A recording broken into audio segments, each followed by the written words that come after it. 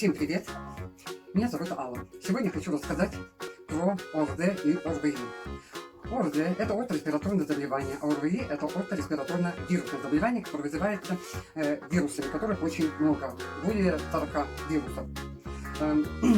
Как начинается ОРВИ? ОРВИ болеет постоянно и круглый год.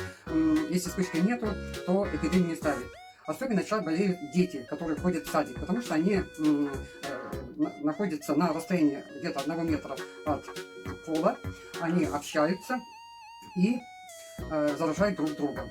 Где можно заразиться? Значит, путь воздушно-капельный и контактно-бытовой. Это при чихании, при кашле, затем это грязные руки, это держимся мы, допустим, едем в трамвае, троллейбусе, держимся за поручень, потом если кашляем, то закрываем рот вот так, то есть мы все субъекты, микробы себе закрывать нужно вот так вот. Значит, какие симптомы появляются сначала? Это першение в горле, это заложенность носа, это чихание, это головная боль. Если остро-респираторно-вирусная инфекция, то присоединяется конъюнктивит, это высокая температура. Если температура высокая, до 39 может быть. Если меньше температура, то отбивать ее не нужно.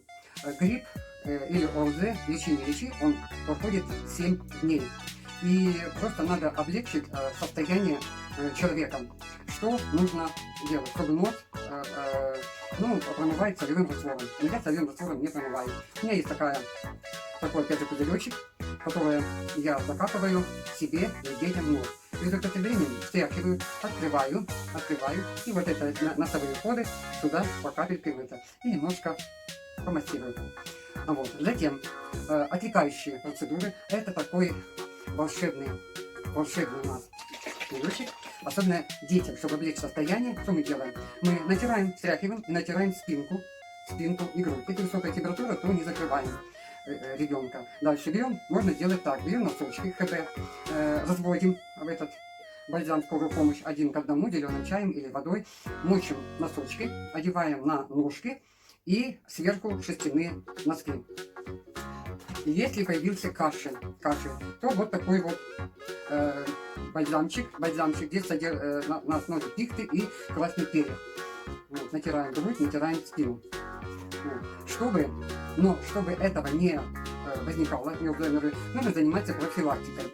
То есть это повышать иммунитет, употребление витаминов, минералов, это рациональное питание, это гимнастика, это свежий воздух, это прогулки.